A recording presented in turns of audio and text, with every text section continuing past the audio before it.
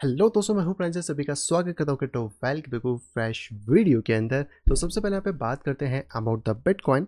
And bitcoin में जैसे कि कल हमने पहले भी बात करी थी कि बिटकॉइन एक साइडवेज रेंजेस के अंदर यहाँ पे घूम रहा है, और इसी के तौर पे अगर देखने की कोशिश करें तो बिटकॉइन ने डेफिनेटली कल अपने सपोर्ट से थोड़ा पंप लिया है, लेकिन यहाँ पे हमें बहुत ज़्यादा मोमेंटम्स देखने को नहीं मिल रहे हैं। तो अभी भी जो मेरा स्टैंड है वो सिंपल सा क्लियर है कि अगर मार्केट यहाँ पे 19,500 को ब्रेक करता है देन मार्केट यहाँ पे करेक्शन की तरफ जा सकता है, और अगर मार्केट ऊपर की तरफ जाता है तो 20,700 के ऊपर ब्रेक करना एसेंशियल है। नहीं तो मार्केट वहाँ से फिर से एक शॉर्ट रेजिस्टेंस क्रिएट करेगा और मार्केट कहीं ना कहीं नीचे की तरफ यहाँ पे गिर सकता है। देखिए, मार्केट में अभी तक बहुत ज़्यादा बुलिशनेस आई नहीं है। अभी तक हम ये नहीं बोल सकते कि मार्केट बुलिश तरफ शिफ्ट हो गया है। यहाँ पे जो भी छोटे मोटे फैक्टर्स हो रहे हैं, ये जस्ट एक इंटरनल रेंज है जिसके अंदर आप सारी चीज़ों को यहाँ पे देख पा रहे हैं, और इसका बेस लेवल ये है जहाँ पे कि अभी भी एक्सपेक्टेड है कि मार्केट 18,800 को टेस्ट यहाँ पे कर सकता है। छोटे से जो पंप आ रहे हैं इट्स गुड इनफ। अगर आप इनको कैच करना चाहते हैं तो डेफिनेटली आप इनको कैच यहाँ पे कर सकते हैं।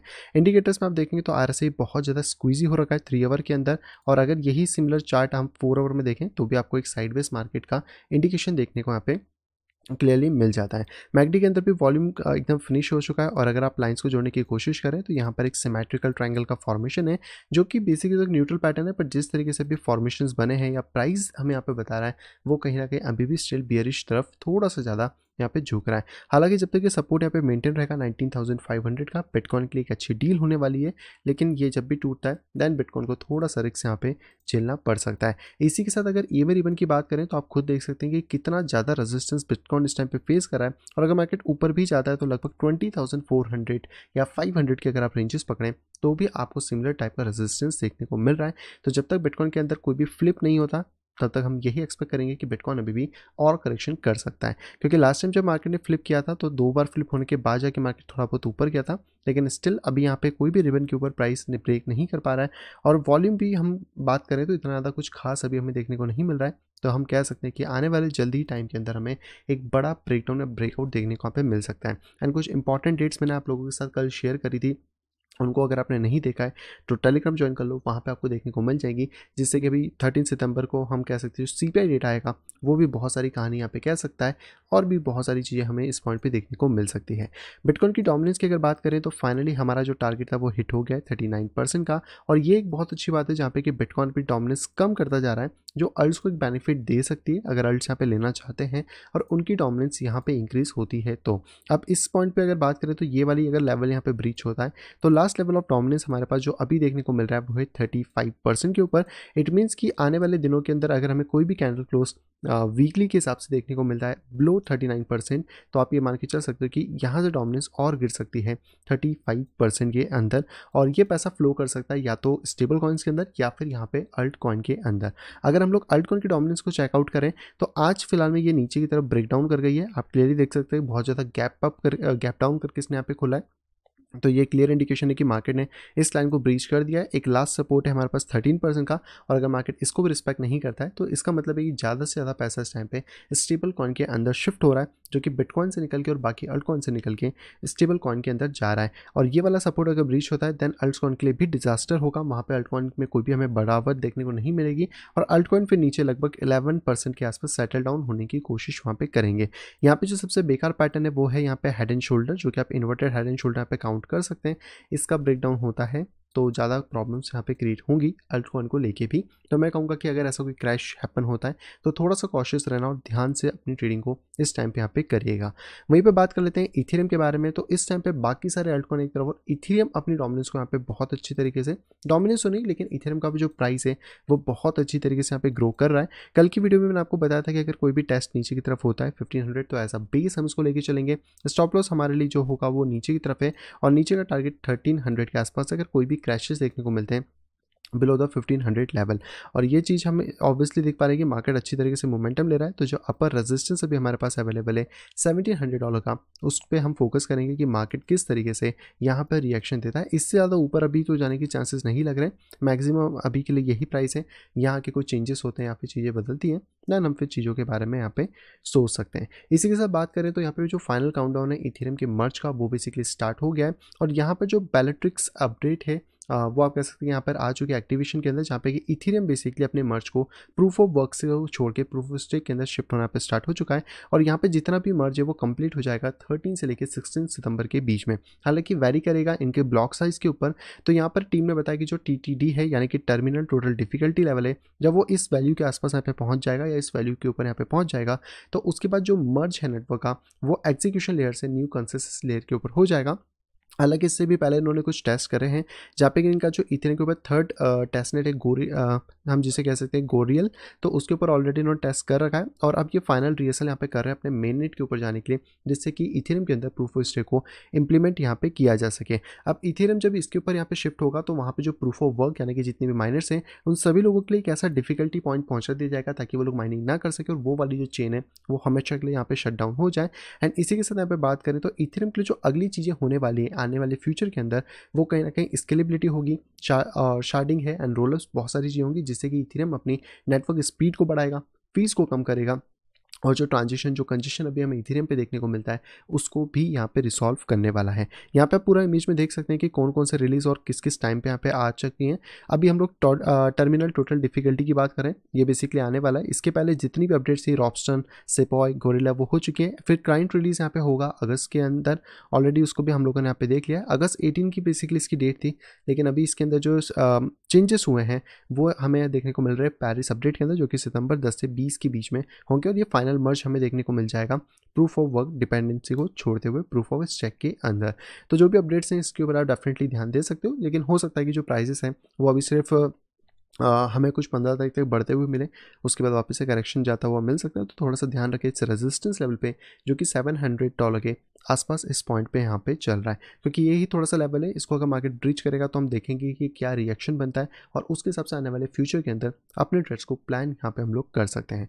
अगली न्यूज़ की बात करें तो ये दोस्तों निकल के आ रही है बाइनेंस की तरफ से, और एक शॉकिंग न्यूज़ निकल के आई थी कल रात को, जहाँ पे कि बाइनेंस ने बोला कि जितने भी हमारे पास अभी स्टेबल कॉइन है, जिसमें से मेजर 3 कॉइन की अगर यहाँ पे बात करें तो वो है USD कॉइन, USDP और ट्रू USD जो कि TUSD, इन तीनों को यहाँ पे वो कन्वर्ट करेगा BUSD कॉइन के अंदर 1:1 रेशो में। हालांकि इससे आपको बहुत ज़्यादा फर्क देखने को नहीं मिलेगा, लेकिन हाँ यहाँ पे ये सारी इन्फॉर्मेशन उन्होंने यहाँ पे दी जो कि सितंबर 29 को यहाँ पे होने वाली है। तो यहाँ पे आपके पास अगर ये 3 कॉइन है बाइनेंस के ऊपर, तो मैं कहूँगा कि अपने ट्रेड को वहाँ से कैंसिल कर दो अगर आपकी ट्रेड कोई भी है, और जो चल रहे हैं उनको 29 तक ऑफ कर लो, ताकि जब ये BUSD में कन्वर्ट हो जाए तो आपको 24 आवर्स का टाइम मिलेगा जिसमें कि ऑलमोस्ट कवर यहाँ पे हो जाएगा। अब इनका कोई भी ऐसा प्लान नहीं है कि इन टोकन्स को बेसिकली यहाँ पे डिलीस्ट किया जाए। तो यहाँ पे जो एक्सचेंज के CEO उनका खुद का कहना है कि हम कोई भी इन तीनों स्टेबल कॉइन्स को डिलीस्ट यहाँ पे नहीं करें, लेकिन ये वाला स्टेप उठाना थोड़ा सा इंपॉर्टेंट इसलिए था क्योंकि यहाँ पे कहीं ना कहीं हमें एक्सचेंज में लिक्विडिटी बढ़ानी है, और BUSD की लिक्विडिटी अगर अच्छी होगी तो वर्क यहाँ पे हो सकता है। अगर आप इस चार्ट को देखें तो देख सकते हैं कि पिछले 60 दिन के अंदर जो लिक्विडिटी है वो किस तरीके से ड्रॉप डाउन हुई है। कहीं ना कहीं मार्केट ऑब्वियसली बेयरिश है, तो ज़्यादा लोग अभी इस टाइम पे बहुत ज़्यादा लिक्विडिटी से नहीं दे रहे हैं, और यही कारण है कि कहीं ना कहीं बाइनेंस को ये कदम अभी उठाना पड़ रहा है, जहाँ पे कि वो बाकी अदर स्टेबल कॉइन को बंद करके अपने एक स्टेबल कॉइन की तरफ यहाँ पे आ रहा है। लेकिन अब यहाँ पे बात आती है कि क्या यहाँ पे USDT को भी कन्वर्ट किया जाएगा, तो इसका कहना है कि बाइनेंस का कि नहीं, अभी इनका कोई भी ऐसा प्लान नहीं है कि वो USDT को कन्वर्ट करें, बट USDT अभी भी टॉप की करेंसी है और कहीं ना कहीं उसके अंदर वॉल्यूम बहुत ज़्यादा हैवी है। तो आई डोंट थिंक कि इससे कोई भी इशू यहाँ पे होने वाला है, और ये जो स्वैपिंग है यहाँ पे हो जाएगी। तो अगर आपके पास USDT था, BUSD था, कोई बात नहीं, लेकिन अगर अदर आपके पास कॉइन थे बाइनेंस के ऊपर, तो हाँ यहाँ पे आपको एक फ़र्क देखने को मिल सकता है। यहीं पे हम लोग बात करते हैं अपने अगले कॉइन के बारे में। तो यहाँ पर बात कर लेते हैं सबसे पहले लाइट कॉइन के बारे में। लाइट कॉइन में कुछ ज़्यादा भी चेंजेस नहीं हुए। कल जैसे हमने बात करी थी इस लाइन और इस रेजिस्टेंस की, वहीं पर मार्केट अभी भी टिका हुआ है। BNB की बात करें तो BNB डेफिनेटली एक अच्छा खासा बाउंस कर चुका है। कल भी हमने शायद इसको देखा था, मार्केट इसको ब्रेकआउट करने की कोशिश कर रहा था, फाइनली ब्रेक करके अपर रेजिस्टेंस को हिट करा है, लेकिन अभी तक वापस हमें एक रिजेक्शन फेस करने को मिला है। कोई भी क्लोजिंग इस लेवल के ऊपर अभी तक BNB कॉइन ने नहीं दिए, जैसे कि कंफर्मेशन मिले कि मार्केट 309 या 300 को टेस्ट करने यहाँ पे जा रहा है। इसके ऊपर अगर कोई कंफर्मेशन मिलती है देन हम ट्राई कर सकते हैं, नहीं तो हम शॉर्ट की पोजीशन के लिए ही रेडी यहाँ पे रहने वाले हैं। नेक्स्ट बात करते हैं XRP के बारे में। तो XRP का बहुत अच्छा अभी तक बाउंस रहा है। कल भी आप देख सकते हैं कि मार्केट वापस से बाउंस करके गया था, थोड़ा सा मिड लेवल्स के आसपास मार्केट ट्रेड हो रहा है। तो यहाँ पर अभी हम बिल्कुल भी ट्रेड नहीं कर रहे हैं, और ये कुछ लेवल्स हैं, अगर मैं इस लेवल को थोड़ा हल्का सा ऊपर रख दूँ तो 0.34 का जिसका लेवल इंपॉर्टेंट है ब्रीच होना, नहीं तो XRP स्टिल साइडवेज के अंदर यहाँ पे रहने वाला है। वहीं पे बात करते हैं डॉट के बारे में। तो कल मैंने आपको बताया था कि मार्केट के अंदर पॉसिबिलिटी है कि मार्केट यहाँ से ऊपर जाए, इस लेवल को हिट करे और फिर यहाँ से नीचे की तरफ गिर सकता है। तो डॉट में थोड़ा सा कॉशियस रहना। हालांकि ऐसा नहीं है कि ऐसा ही एग्जैक्टली होगा, ये जस्ट एक प्ले आउट सिनारियो है कि अगर ऐसा होता है तो हमें क्या चीज़ यहाँ पे करनी चाहिए, मार्केट अगर इसके ऊपर जाता है फिर नीचे आता है या फिर एकदम ऊपर जाता है लगभग 8.59 यानी कि इस लेवल के आसपास और वहाँ से भी शॉर्ट होता है, तो हम उस लेवल के लिए भी तैयार यहाँ पे रहने वाले हैं। यहीं पे हम लोग बात कर लेते हैं नियो के बारे में। तो नियो अपनी रेंजेस के अंदर स्टिल यहाँ पे घूम रहा है, जिसमें आप देख सकते हैं ये तीसरा टच है और वापस इसको रिजेक्शन फेस करने को मिल रहा है। तो इसके अंदर कुछ भी नई चीज़ हमें देखने को नहीं मिल रही है और जब तक इस रेंज को मार्केट नहीं ब्रीच करता किसी एक डायरेक्शन में, हमें ट्रेड लेने में दिक्कत यहाँ पे रहने वाली है। शॉर्ट के ट्रेड के फेवर से हम तब कर सकते हैं जब मार्केट एटलीस्ट $9 के नीचे यहाँ पे ड्रॉप आउट कर जाए। नेक्स्ट हम लोग बात करते हैं सोल के बारे में। तो सोल पे अपने एक सेंट्रल पोजीशन के अंदर यहाँ पे घूम रहा है, जिसमें एक हैवी रेजिस्टेंस जोन, एक सपोर्ट जोन के बीच में प्राइस है।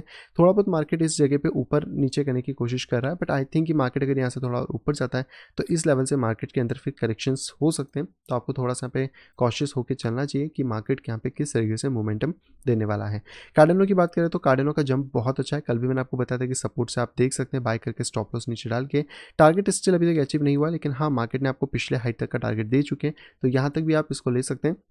मिड लेवल पे जाएगा तो हमें थोड़ा सा कॉशियस यहाँ पे रहना पड़ेगा और अभी अगर ये दोबारा टच होता है देन ये वीक हो जाएगा सपोर्ट, तो वहाँ पे फिर रुकने का सेंस नहीं बनेगा।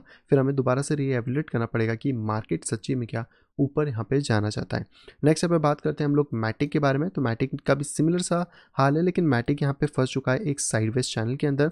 तो यहाँ पर आप इस चीज़ को क्लियरली ऑब्जर्व कर सकते हैं और साइडवेज के बाद से अगर मार्केट के अंदर कुछ मोमेंटम आएगा तो डेफिनेटली हम चेक करते हैं कि मार्केट किस डायरेक्शन को ज़्यादा ब्रीच करने की कोशिश यहाँ पे करता है। अभी इस वाले जगह पे हम कोई भी ट्रेड नहीं डालेंगे, हम थोड़ा सा वेट करेंगे और देखेंगे कि मार्केट एक्जैक्टली इस पॉइंट पे मैटिक के अंदर क्या करने वाला है। नेक्स्ट बात कर लेते हैं हम लोग माना के बारे में। तो माना अपनी अपर ट्रेंड लाइन से अभी भी यहाँ पे रिजेक्शन ले रहा है, दूसरी बार हमें रिजेक्शन फेस करने को मिला है और स्टिल शॉर्ट की पोजीशंस को ही फाइंड करा जाएगा। एंड लास्ट टोकन है हमारा सेंड, जिसमें आप देख सकते हैं मार्केट का थोड़ा सा बाउंस बैक हुआ है, लेकिन यहाँ पे मार्केट में बहुत ज़्यादा पुश देखने को नहीं मिल रहा है। लोकल रेजिस्टेंस की बात करें तो मार्केट को इस पॉइंट पे भी देखने को मिलेगा 0.99। हालांकि मैं इसको ड्रॉ नहीं कर रहा हूँ, लेकिन अगर इस तरीके से मार्केट गया तो हम $1 से शॉर्ट करने के बारे में सोच सकते हैं और अगर मार्केट यहीं से फ्लिप करता है या स्लिप करता है देन आफ्टर $0.91 हम शॉर्ट के बारे में यहाँ पे सोच सकते हैं। तो ये कुछ लेवल्स हैं जो कि आप सभी कॉइन्स में भी देख सकते हैं और ये वाला हफ्ता भी शायद इसी तरह थोड़ा जाने वाला है, जिसमें कि आपको मार्केट साइडवेज में ही ज़्यादातर तौर पे यहाँ पे देखने को मिल रहा है। तो आपके कौन से कॉइन है कौन से नहीं है आप कमेंट बॉक्स में बता सकते हैं, जैसे कि इन मार्केट के अंदर क्या क्या हो रहा है वहाँ पर हम लोग अपडेटेड रह सकें। अगले दोस्तों अपनी खबर पर आते हैं। तो ये खबर आ रही है नेटफ्लिक्स की तरफ से। नेटफ्लिक्स ने यहाँ पे कहा है कि वो क्रिप्टो के कमर्शियल्स को वहाँ पे बैन करेगा। बेसिकली नेटफ्लिक्स अपनी एक खुद की नई एड बेस्ड सर्विस लेकर आ रहा है, स्ट्रीमिंग सर्विस, जो कि एक तरीके से आप कह सकते हैं कि जो डिज्नी प्लस है उसको यहाँ पे कॉम्पीट करने के लिए। और नेटफ्लिक्स ने यहाँ पे 3 चीज़ों के बारे में कहा है कि वो एड्स यहाँ पे सर्व नहीं करेगा। एक है पॉलिटिकल, गैम्बलिंग और क्रिप्टो करेंसी से रिलेटेड। यहाँ पे तो इतना बड़ा प्लेटफॉर्म और नेटफ्लिक्स और क्रिप्टो को सपोर्ट नहीं करना, ये कहीं ना कहीं जम नहीं रहा है। देखते हैं कि आगे पीछे इनके स्टांस चेंज होते हैं या फिर अभी भी ये रेगुलेशन प्रेशर के अंदर यहाँ पे काम कर रहे हैं। हालांकि बात करें तो इनका जो न्यू एडवर्टाइजमेंट है वो इनको बूस्ट करेगा इनके रेवेन्यू को, और ये नवंबर से यहाँ पे आ सकता है। जहाँ पे अभी करंट सब्सक्राइबर की बात करें तो 9,70,000 पेड सब्सक्राइबर नेटफ्लिक्स के पास स्टिल यहाँ पे अवेलेबल है, जिसमें से 2 लाख सब्सक्राइबर उन्होंने फर्स्ट 3 मंथ्स में 2022 के ऑलरेडी यहाँ पे लूज़ कर दिए थे। अगली दोस्तों खबर यहाँ पे आ रही है इंडिया की तरफ से और ये आ रही है रिजर्व बैंक ऑफ इंडिया की तरफ से, जहाँ पे रिजर्व बैंक ऑफ इंडिया ने यहाँ पे क्लियर कर दिया कि वो लोग यहाँ पे ट्रायल स्टार्ट कर रहे हैं सीबीडीसी का, जहाँ पे कि पब्लिक सेक्टर बैंक और फिनटेक कंपनीज उनकी हेल्प करने वाली है। हालांकि इन्होंने जो कंपनी ली है वो यूएस बेस है, फाइनेंशियल सर्विस कंपनी, और उनके यहाँ पे कुछ कोलैबोरेशन या टाइप्स हुए हैं आरबीआई के साथ, जहाँ पे कि वो लोग टेस्ट करेंगे कि सीबीडीसी किस तरीके से वर्क करने वाली है। इंडिया के अंदर अगर बात करें तो जो पब्लिक सेक्टर है जैसे state bank of India, public national bank, union bank, bank of Baroda, ये इस ट्रायल के अंदर हेल्प यहाँ पे करने वाले हैं, जो कि अच्छी बात है। बट सीबीडीसी कोई भी प्रॉब्लम सॉल्व नहीं करने वाली है, उल्टा और ज़्यादा प्रॉब्लम्स क्रिएट करेगी और गवर्नमेंट के लिए ईजी कर देगी एक चुटकी के अंदर पैसे को यहाँ पे छापना। अगली दोस्तों पे खबर निकल के आ रही है रेनॉल्ट कंपनी की तरफ से। आप सभी को शायद पता होगा एक अच्छी खासी कार मैन्युफैक्चरिंग कंपनी है। इन्होंने बेसिकली यहाँ पे पार्टनरशिप करी है सैंडबॉक्स के साथ, ताकि वो लोग जो मेटावर्स है उसके अंदर अपने एक्सपीरियंस यहाँ पे शेयर कर सकें और अपने ऑटोमोबाइल्स को मेटावर्स के अंदर सेल आउट यहाँ पे किया जा सके। हालांकि सैंडबॉक्स यहाँ पे रुक नहीं रहा है, बहुत सारी पार्टनरशिप इसमें देखने को मिल रही है। बड़े बड़े ब्रांड जैसे एडा, नाइकी, इसके अलावा और भी ब्रांड्स है लाइक सैमसंग, इन्होंने भी इसमें ऑलरेडी लैंड खरीदे हुए हैं। और अब यहाँ पे जो कोरियन सब्सिडरी है रेनॉल्ट की वो भी यहाँ पे आ चुकी है, और कोरिया कहीं ना कहीं इस मामले में थोड़ा सा स्पीड है, तो साउथ कोरिया पे नज़र आप रख के यहाँ पे चल सकते हो। तो एक अच्छी चीज़ है, अच्छा एक पैटर्न है। देखते हैं कि क्या क्या चीज़ें हमें आने वाले फ्यूचर के अंदर देखने को मिलती है। और जहाँ मेटावर्स का नाम आए वहाँ पे मेटा ना आए, यानी कि फेसबुक, ऐसा हो नहीं सकता। तो फेसबुक की आज की आखिरी खबर है, क्योंकि फेसबुक ने यहाँ पे पार्टनरशिप कर ली है क्वालकॉम के साथ। आप सभी को पता होगा जो भी हम चिप्स आजकल यूज़ करते हैं अपने मोबाइल डेस्कटॉप के अंदर, वहाँ पे क्वालकॉम की चिप्स का बहुत बड़ा मेजॉरिटी पार्ट होता है। और यहाँ पर अब जो मेटा कंपनी है यानी कि जो फेसबुक है, वो यहाँ पे अपना मेटावर्स गियर सिलिकॉन चिप्स को बनाने वाली है, जो कि एक नेक्स्ट जनरेशन हैंडसेट्स के अंदर यूज़ होगी। इसके अंदर अगर बात करें तो क्वालकॉम की जो XR टेक्नोलॉजी जहाँ पे कि वर्चुअल रियलिटी के अंदर काम किया जाता है, उसको बेसिकली यहाँ पे यूज़ किया जा रहा है। और इसी पार्टनरशिप के अंदर यहाँ पर इन दोनों की पार्टनरशिप में नए गैजेट्स बनेंगे और ये चिप का मैन्युफैक्चरिंग होगा। तो मेटा कहीं न कहीं सॉफ्टवेयर के ऊपर वर्क करेगा, कैसे मेटावर्स को एक्सप्लोर करना है। और हार्डवेयर के लिए वो पे इन्होंने पहले भी ऑकुलस को यहाँ पे ले रखा है। तो अगर हम लोग बात करें तो चिप्स का यूटिलाइजेशन करके ये और अच्छी चीज़ें यहाँ पे प्रोवाइड कर सकते हैं। तो मेटावर्स का फ्यूचर अब तो थोड़ा बहुत बनता हुआ सा लग रहा है, पर अभी भी है, बहुत सारी चीज़ें अनक्लियर हैं। तो देखते हैं कि मेटावर्स किस लेवल तक यहाँ पे पहुँचने वाला है। और ये बड़ी-बड़ी कंपनी जो मेटावर्स में घुस रही हैं, चाहे रेनॉल्ट हो, मेटा हो, सैमसंग हो, ये सारी कंपनी आखिरकार किस प्रोडक्ट के ऊपर यहाँ पर आती है। आई होप दोस्तों वीडियो आप सभी को यहाँ पे पसंद होगी। दोस्तों अगर वीडियो अगर पसंद तो प्लीज़ वीडियो को लाइक करेगा। अगर अभी तक आपने चैनल अपने फैमिली या फ्रेंड के साथ शेयर नहीं करा है तो तुरंत जाए शेयर करें, ताकि वो लोग भी क्रिप्टो मार्केट से अपडेटेड रह सकें। और अगर आप आए फर्स्ट टाइम इस चैनल के ऊपर तो तुरंत जाइए चैनल को करिए सब्सक्राइब, साइड में देखिए नोटिफिकेशन बेल को दबा के क्लिक करें ऑल के ऊपर, ताकि मेरे आने वाली सभी वीडियो की इन्फॉर्मेशन प्रॉपर टाइम पे यहाँ पे पा सकें। तो मैं मिलता आपसे वीडियो के साथ, तब तक have a great day and bye bye.